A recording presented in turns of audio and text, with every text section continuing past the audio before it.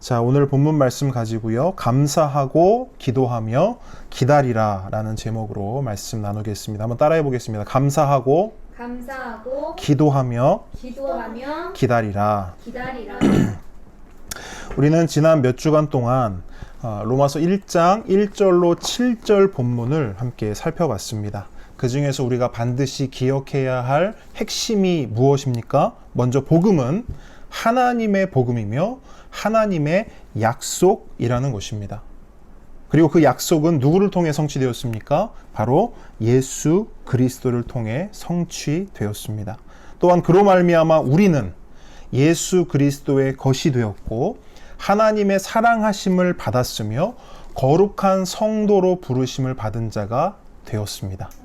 이것이 우리가 기억해야 할 1절로 7절 말씀의 핵심이라고 할 수 있겠습니다. 이 핵심을 우리 마음에 잘 간직하면서 오늘 말씀도 함께 살펴보기를 원합니다. 8절을 먼저 보시기 바랍니다. 8절을 보시면 바울은 이렇게 말합니다. 먼저 내가 예수 그리스도로 말미암아 너희 모든 사람에 관하여 내 하나님께 감사함은 너희 믿음이 온 세상에 전파됨이로다.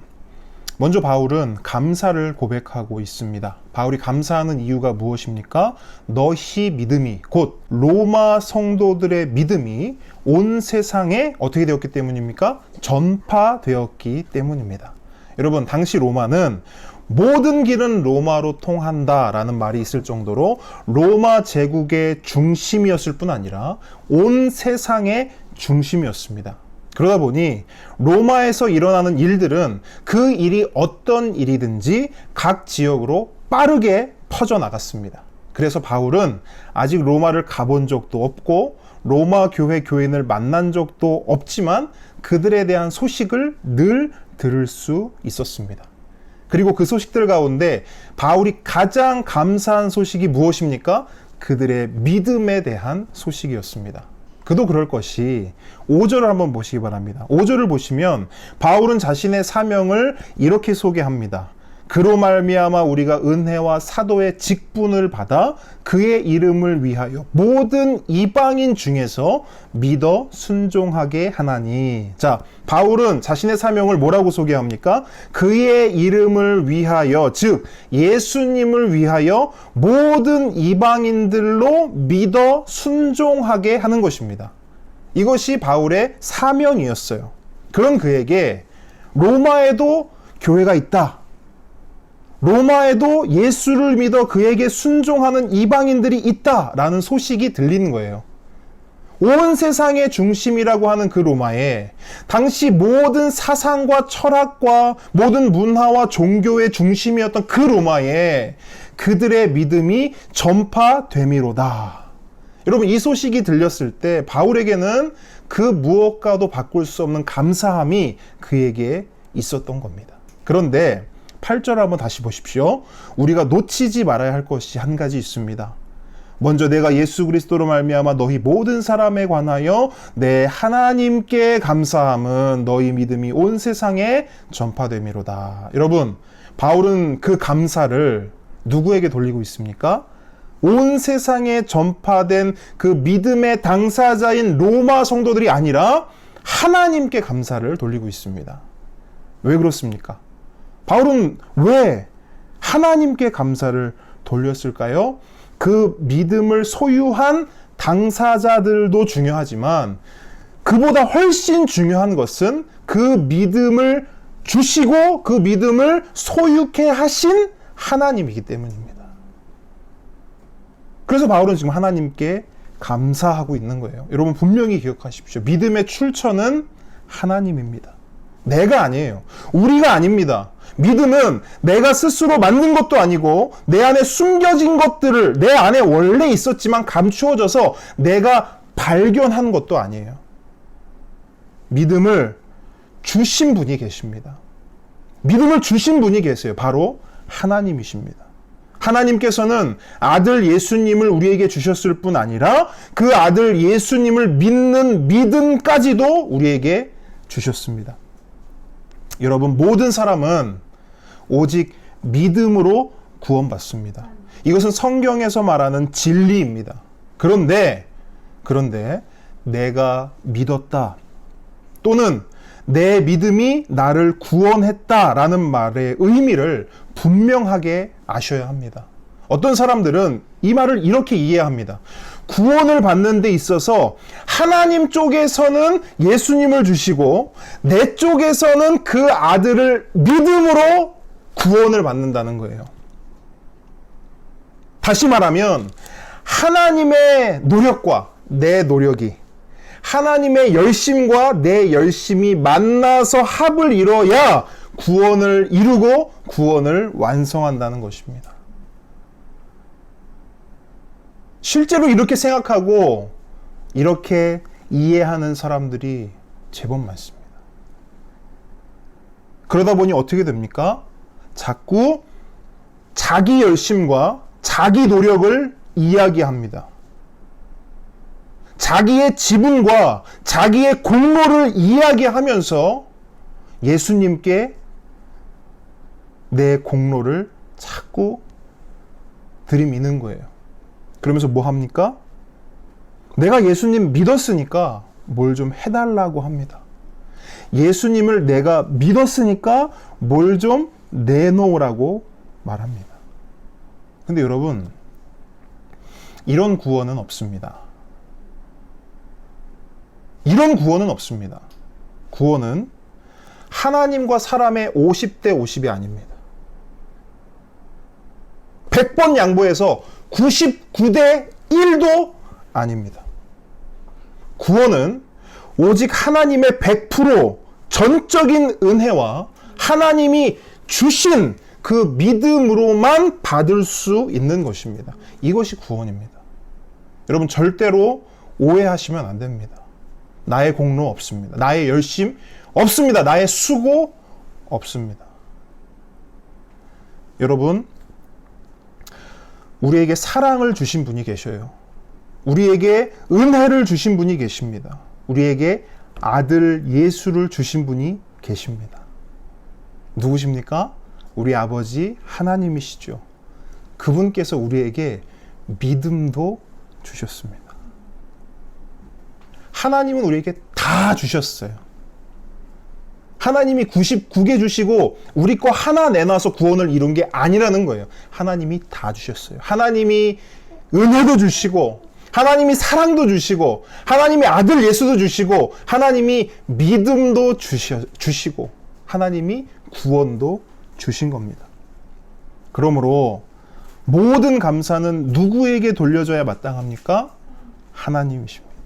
그래서 바울은 내가 예수 그리스도로 말미암아 너희 모든 사람에 관하여 내 하나님께 감사함은 이렇게 고백하는 것입니다. 여러분, 이 말씀을 반드시 기억하시고 명심하시기 바랍니다. 자, 9절 한번 같이 읽어보겠습니다. 9절입니다. 시작. 내가 그의 아들의 복음 안에서 내 심령으로 섬기는 하나님이 나의 증인이 되시거니와 항상 내 기도에 쉬지 않고 너희를 말하며. 아멘. 자, 앞서 말씀드렸듯이 바울은 로마에 가본 적도 없고 로마 교인을 만난 적도 없습니다. 뭘 말합니까? 사실상 바울과 로마 교인들은 남남입니다. 남남이에요. 그런데 바울은 그런 로마 교인들을 늘 생각했어요. 바울의 마음속에 늘 품고 있었습니다. 그들에게 많은 관심을 가지고 있었습니다. 그게 방금 우리가 읽은 9절 말씀에 다 녹아져 있어요. 어떻게 알 수 있죠? 그 증거가 뭡니까? 기도죠. 바울은 그들을 위해서 기도하고 있었어요. 여러분, 기도는 무엇입니까? 여러 가지로 기도를 정의할 수 있습니다. 그런데 기도는 관계입니다. 한번 따라해 보겠습니다. 기도는 관계다. 여러분, 기도는요, 관계예요. 기도는 관심이고요. 기도는 애정이며 기도는 사랑입니다. 그래서 여러분 스스로에게 나는 누구를 위해 기도하고 있는가? 라고 질문해 보면 알 수 있어요. 뭘 알 수 있어요? 내가 누구를 소중하게 생각하고 누구를 아끼며 누구를 사랑하는지를 알 수 있습니다. 여러분, 누구를 위해서 기도하고 있습니까? 여러분은 누구를 위해서, 그를 위해서 눈물을 흘리며 마음을 다해 기도하고 있습니까? 내 남편을 진짜 사랑한다면, 내 자녀들을 진짜 아낀다면, 교회의 지체들을 진심으로 소중하게 생각한다면, 여러분 반드시 기도할 수밖에 없습니다. 기도할 수밖에 없어요. 만약 기도하지 않는다면, 기도하지 않는 여러 가지 이유들이 있지 않겠습니까? 변명들이 있지 않겠습니까? 그런데 만약 기도하지 않는다면 변명의 여지 없이 나는 내 남편을 사랑하지 않는 것이고, 나는 내 자녀들을 아끼지 않는 것이며, 교회의 지체들을 소중하게 생각하지 않는 것입니다. 혹시라도 이렇게 말하는, 또 생각하는 분도 있을지 모르겠습니다. 목사님, 저는 비록 그들을 위해 기도하고 있지는 않지만 저는 남편을 여전히 사랑하고 아이들을 아끼고 있고 교회 지체들을 소중하게 생각하고 있습니다. 이렇게 말할 수도 있을 것 같아요. 그런데 여러분, 이것은 더 위험합니다. 분명히 기억하십시오. 우리 중 그 누구도 기도하지 않으면, 즉 하나님과 동행하지 않으면, 하나님과 풍성히 교제하지 않으면 누군가를 사랑하고 아끼며 소중하게 여길 수 없습니다. 그렇기 때문에 기도하지 않으면서 나는 사랑하고 있어요, 기도하지 않으면서 나는 아끼고 있어요, 기도하지 않으면서 나는 소중하게 생각하고 있어요 라고 말한다는 건 둘 중 하나예요. 거짓말하고 있거나 착각에 빠져 있는 것입니다. 여러분, 기도는 관계입니다. 기도는 관심이고요, 기도는 애정이고요, 기도는 사랑입니다. 방금 나눈 이 말씀이 저와 여러분의 심령을 찌르기를 축복합니다. 우리로 하여금 회개하고 돌이켜 기도의 자리로 나아가게 하기를 간절히 원합니다. 우리로 관심의 자리로 나아가고 애정의 자리로 나아가고 사랑의 자리로 나아가게 하기를 진심으로 축복합니다. 여러분, 그 자리가 축복의 자리인 줄 믿습니다. 사랑의 자리이고 하나님께 귀하게 쓰임받는 그런 자리인 줄 믿습니다. 자, 다시 9절 말씀을 보시기 바랍니다. 9절을 보시면 바울은요, 일면식도 없는 로마 교인들을 위해 항상 쉬지 않고 기도했다라고 말합니다. 여러분, 항상, 그리고 쉬지 않았다는 것은 그의 기도가 규칙적이었음을 의미합니다. 한 번 기도하는 것은 쉬울 수 있습니다. 누군가를 위해서도, 어떤 일을 위해서도 한 번 기도하는 것은 쉬울 수 있어요. 그러나 규칙적으로 기도하는 것은 결코 쉽지 않습니다. 그것은 어쩌면 노동에 가깝습니다. 영적 노동인 것이죠. 그럼에도 바울은 그 영적 노동의 수고를 결코 마다하지 않았습니다. 이처럼 바울은 기도에 대한 확실한 인식이 있었습니다. 기도는 관계다라는 인식입니다. 그는 기도를 통해 하나님과 교제하고 소통하며 관계를 맺듯이 하나님을 믿는 다른 지체들과도 기도를 통해 교제하고 기도를 통해 소통하며 기도를 통해 관계를 맺는다는 분명한 확신이 그에게 있었던 것입니다. 이러한 그의 인식이, 이러한 그의 확신이 에베소서 말씀에 잘 나타나 있습니다. 에베소서 2장 21절 말씀을 한번 같이 찾아보겠습니다. 에베소서 2장입니다. 자, 한 목소리로 읽어보겠습니다. 그의 안에서 건물마다 서로 연결하여 주 안에서 성전이 되어가고. 아멘. 자, 바울은 에베소서에서 뭘 말하고 있습니까? 하나님의 사람들은, 하나님의 교회는 예수를 믿는 믿음 안에서 서로 연결되었고 하나가 되었으며 함께 성전이 되어가는, 지어져가는 그런 존재라는 것입니다. 그렇기 때문에 세상의 상식과 기준으로는 바울과 로마 교인들은 일면식도 없는 사실상 남남입니다. 세상의 기준으로는 그래요. 아무 상관이 없는 사람이고 아무 관련이 없는 사람들이에요. 그러나 하나님 나라의 기준으로 바울과 로마 교인들은 뭐예요? 가족입니다. 하나님 나라의 기준으로는 가족이에요. 믿음과 소망과 사랑으로 연결된, 하나 된, 함께 지어져 가고 함께 자라가고 함께 걷는 가족인 것입니다. 그래서 바울은 기도하는 거예요. 그들을 위해. 일명식도 없는 그들을 위해 바울은 기도하는 것입니다. 교회가 어디에 있든지, 로마에 있든지, 에베소에 있든지, 부산에 있든지, 서울에 있든지, 바누아투에 있든지, 대만에 있든지, 그들과 일면식이 있든 없든, 관계가 있든 없든, 내가 개척을 했든 아니든, 내가 아는 사람이 그 교회에 있든 없든 상관없이 그곳에 하나님이 주신 믿음을 가지고 예수를 주로 고백하며 믿음으로 순종하며 살아가는 자들이 그곳에 있다면 그들을 위해 항상 쉬지 않고 규칙적으로 영적 노동이라 할 만큼 고되더라도 수고되더라도 그들을 위해 기도하는 것입니다. 여러분, 바울이 기록한 서신서들을 보시면 바울의 이러한 기도의 흔적들이 너무나 선명하게 새겨져 있어요. 바울은 늘 말해요. 여러분 때문에 참 감사하다고. 하나님께 참 감사하다고. 그리고 내가 여러분들을 위해 기도하고 있다고. 모든 서신에 바울은 그 자신의 마음을 잘 녹여냈어요. 여러분, 우리 감사합시다. 여러분, 기도합시다. 이 마음을 늘 전하는 거예요. 여러분, 기도는 관계입니다. 관심이고 애정이며 사랑입니다.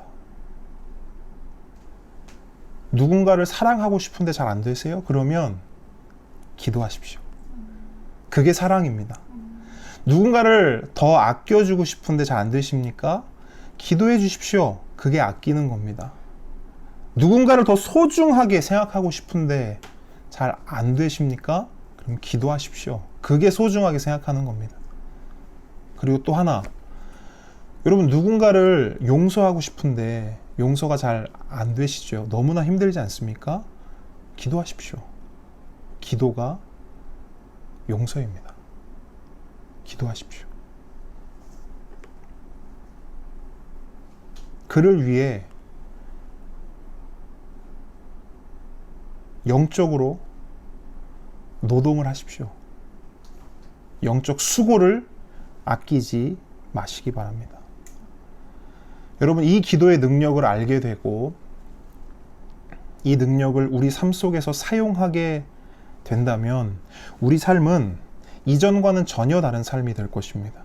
우리 신앙의 지경은요, 이전과는 비교도 할 수 없을 만큼 깊어지고 넓어질 것입니다. 이 은혜를 우리가 함께 누렸으면 좋겠습니다. 먼저 저부터 누리겠습니다.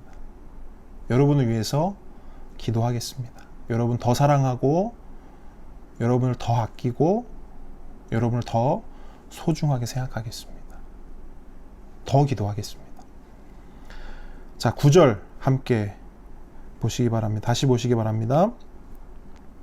9절을 보시면 바울은 로마 교회를 위해 항상 쉬지 않고 기도했습니다. 로마 교회를 생각하고 아끼며 쉬지 않고 사랑한 것입니다. 그런데 그는 이런 자신의 진심을 증언해 줄 증인이 하나님이라고 말합니다. 빈말이 아니라는 거예요. 아, 기도할게요. 좀 기도 좀 해주세요. 힘들겠다. 기도할게요. 우린 이런 인사치레의 어떤 기도 부탁과 또 기도하겠다는 응답을 자주 하지 않습니까? 근데 바울은 그런 거 아니라는 거예요. 진짜 기도했다는 거예요. 그냥 인사치레로 여러분, 제가 여러분 위해서 기도하고 있습니다. 기도했습니다. 앞으로도 기도하겠습니다. 그냥 하는 말이 아니라 하나님이 증인 되신다는 거예요. 내가 그들을 위해서 어떻게, 얼마나 기도했는지를. 다른 사람들은 몰라도 자신의 기도를 다 들으신 하나님께서는 바울 그 자신의 진심을 아신다는 거예요. 그래서 바울은 자신의 진심을 아시는 하나님께 늘 기도하던 또 하나의 기도 제목이 있었어요. 로마 교인들을 위해서 늘 기도했지만 그 바울 안에는 그들과 관련된 또 하나의 기도 제목이 있었던 거예요. 그게 10절이에요. 10절 한번 같이 읽어보겠습니다. 시작. 어떻게 하든지 이제 하나님의 뜻 안에서 너희에게로 나아갈 좋은 길 얻기를 구하노라. 아멘. 여러분, 바울의 기도 제목은 무엇입니까? 그들을 만나러 로마로 직접 가는 것이었어요. 이게 바울의 기도 제목이었습니다. 좀 의아하지 않습니까? 아니, 뭐 거창한 기도 제목도 아니고 로마에 가는 게 기도 제목이라고요? 좀 의아할 수 있습니다. 물론 바울은요, 그가 가고자 마음만 먹으면 얼마든지 갈 수 있었어요. 그가 가고자 하면 얼마든지 갈 수 있었던 곳이 로마였습니다. 하지만 바울은 그렇게 하지 않았죠. 그렇게 하지 않았습니다. 자기 마음대로, 자기 뜻대로, 자기 계획대로 결코 하지 않았어요. 왜 그렇습니까? 바울은 왜 그랬을까요? 여러분 한번 생각해 보시기 바랍니다. 바울은 왜 그렇게 하지 않았을까? 얼마든지 로마로 갈 수 있었어요. 근데 바울은 그냥 기도했대요. 기다렸대요. 왜일까요?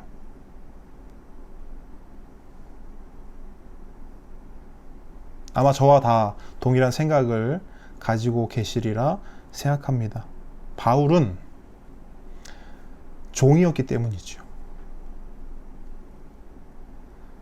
1절로 7절에서 바울이 계속해서 반복해서 고백하는 것 아닙니까? 나는 예수의 종입니다. 나는 예수 그리스도의 것입니다. 나는 예수의 소유로 부르심 받았습니다. 이게 바울의 계속되는 고백이잖아요. 말로만 종이라 할 수 없는 것이죠. 종은 주인의 말을 듣는 존재죠. 주인의 말이 떨어질 때까지 기다리는 존재가 종인 것이죠. 그래서 바울은 자기 마음대로, 자기 뜻대로, 자기 계획대로 하지 않고 하나님의 뜻 안에서 그들에게 나아갈 좋은 길 얻기를 기도한 겁니다. 이게 바울이 할 수 있는 전부였어요. 종이었던 그가 할 수 있는 모든 것이었어요. 그리고 이러한 삶이 주인이 있는 자의 삶이요, 왕이 있는 자의 삶입니다. 이러한 삶은 바울의 삶이기도 하지만 우리의 삶이기도 합니다. 여러분, 우리는 주인이 있는 삶을 살고 있습니까? 왕이 있는 삶을 살고 있습니까? 바울은 그런 삶을 살았다고 고백하고 있어요. 그래서 바울은 로마에 가는 일뿐만 아니라 삶의 작은 부분까지도 스스로 주인 노릇하거나 왕 노릇하지 않았어요. 아무리 급하고 중요한 일이라 할지라도 절대로 하나님을 앞서서 스스로 선택하거나 스스로 결정하지 않았습니다. 여러분, 바울에게는 분명한 확신이 있었습니다. 분명한 확신이 있었기에 이러한 삶을 살았던 거예요. 말씀을 한 번 더 찾아보겠습니다. 로마서 8장입니다. 로마서 8장 32절이에요. 자, 로마서 8장 32절 한 목소리로 읽어보겠습니다. 한 목소리로 시작. 자기 아들을 아끼지 아니하시고 우리 모든 사람을 위하여 내주신 이가 어찌 그 아들과 함께 모든 것을 우리에게 주시지 아니하겠느냐. 아멘. 바울은 하나님을 믿었습니다. 그런데 그가 믿은 하나님은 어떤 하나님인가 하면 8장 32절에 나온 자기 아들을 아끼지 아니하시고 내주신 하나님입니다.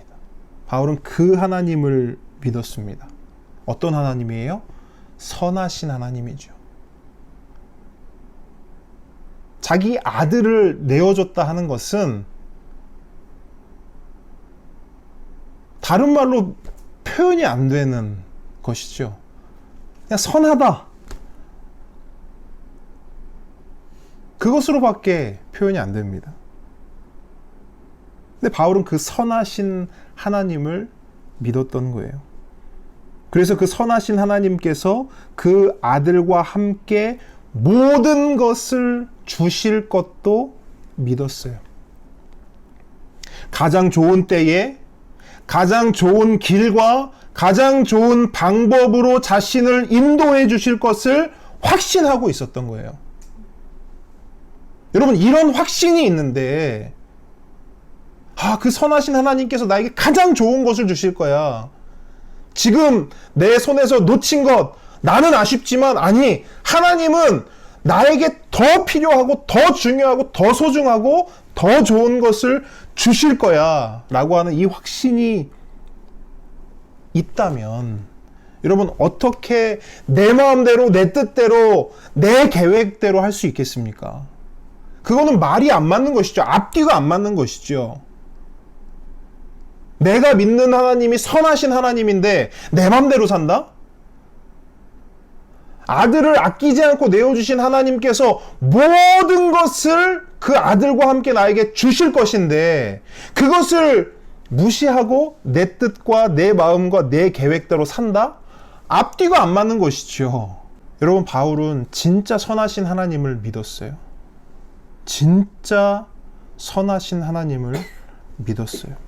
그래서 바울은 그 선하신 하나님께서 가장 좋은 때와 가장 좋은 길과 가장 좋은 방법을 열어주시고 보여주실 때까지 묵묵하게 차분하고 겸손하게 기도한 거예요.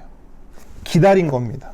여러분, 이러한 삶이 진짜 신앙생활입니다.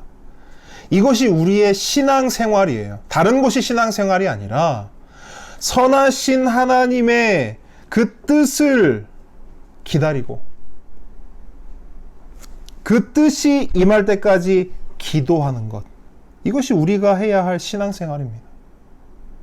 내 힘을 빼고 내 마음을 하나님께 두고 오직 하나님께 순종하는 것.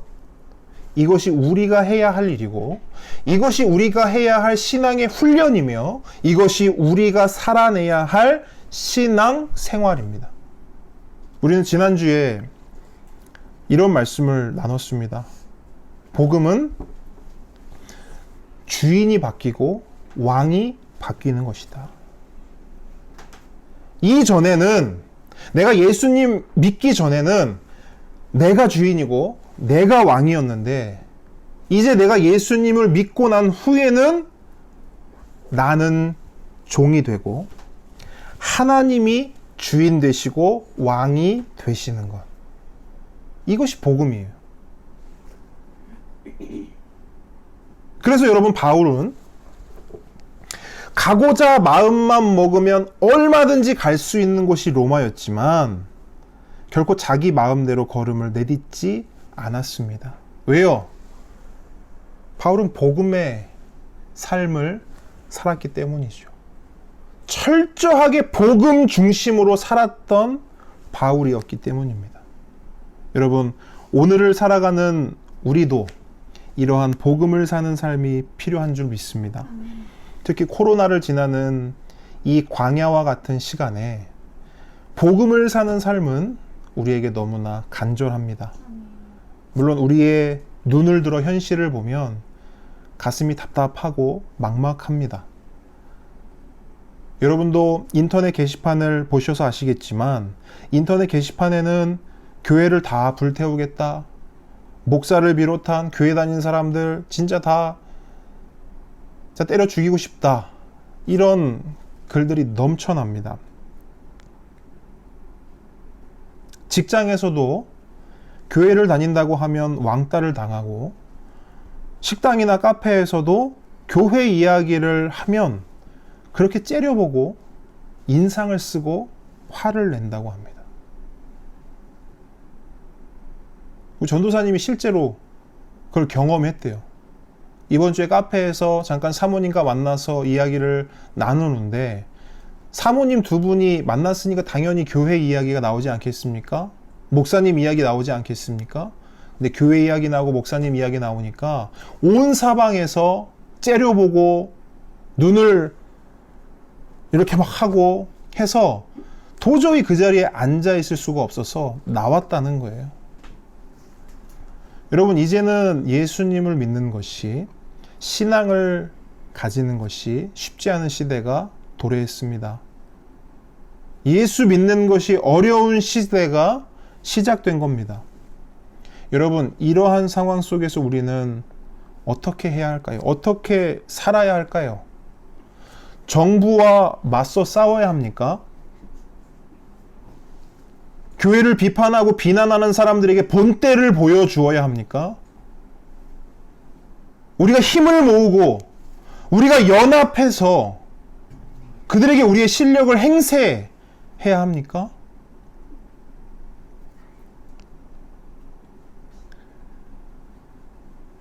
하나님은 이렇게 말씀하세요. 하나님의 말씀은 우리에게 이렇게 말합니다.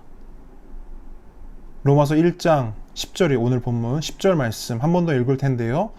이러한 관점을, 이러한 의식을 가지고 한번 이 말씀을 읽었으면 좋겠어요. 우리는 이 상황에서 어떻게 살아야 하는가? 정부와 교회를 비판하고 비난하는 사람들에게 우리의 실력을 행사하고 본때를 보여주고 싸워야 하는가? 그래야 하는가? 하나님은 뭐라고 말씀하시는가? 자, 10절 말씀 함께 읽겠습니다. 시작. 어떻게 하든지 이제 하나님의 뜻 안에서 너희에게로 나아갈 좋은 길 얻기를 구하노라. 우리가 해야 할 일이에요, 여러분. 하나님의 뜻 안에 거하는 것이에요. 그리고 하나님께서 우리에게 주시는 좋은 길 얻기를 구하는 것이 우리의 일입니다. 우리의 힘을 빼는 거예요. 우리의 입을 닫는 겁니다.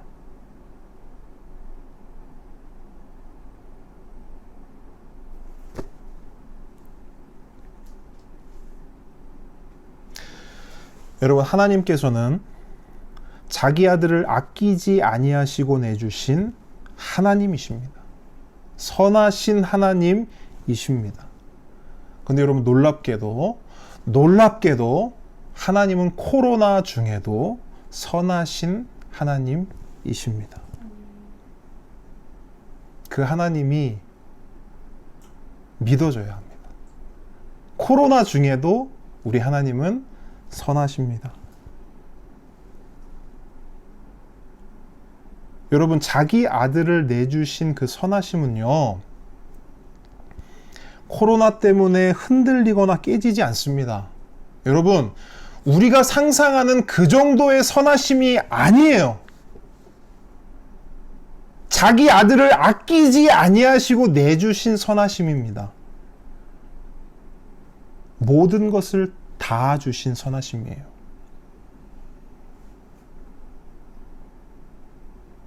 그리고 그 선하신 하나님께서는 그 아들과 함께 모든 것을 우리에게 주시겠다고 약속하셨습니다.